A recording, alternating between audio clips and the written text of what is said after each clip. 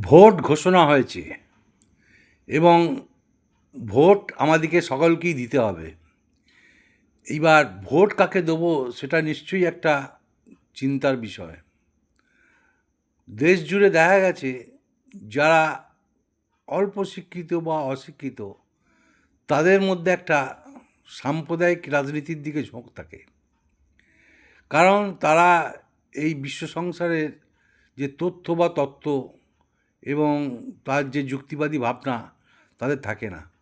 তাই তারা সাম্প্রদায়িক যে শক্তির ওপর নির্ভর করে ভোট দেয় এবং এই সাম্প্রদায়িক ভোট দেওয়ার জন্য তাদের মধ্যে একটা গোঁয়ার্তুমি কাজ করে।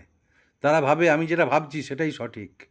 যারা অন্য লোকেরা ভাবছে তারা আমাদেরকে ভুল বোঝাচ্ছে বা ভুল রাস্তায় আমাদেরকে হাঁটাচ্ছে। এই হিসেবে দেখা গেছে যে সাম্প্রদায়িক রাজনীতি অশিক্ষিত এবং অল্প শিক্ষিতের মধ্যে প্রভাব বিস্তার করে।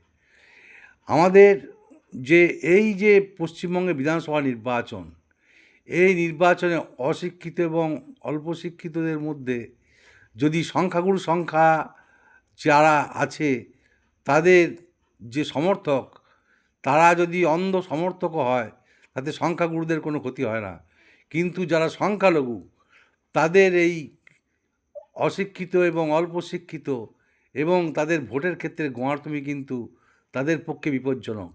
এর বেশি রাজনীতির ব্যাকরণ আর কিছু বলা যাবে না। এইটুকু রাজনীতি ব্যাকরণকে অবলম্বন করে আগামী দিনে ভোট দিন। নমস্কার।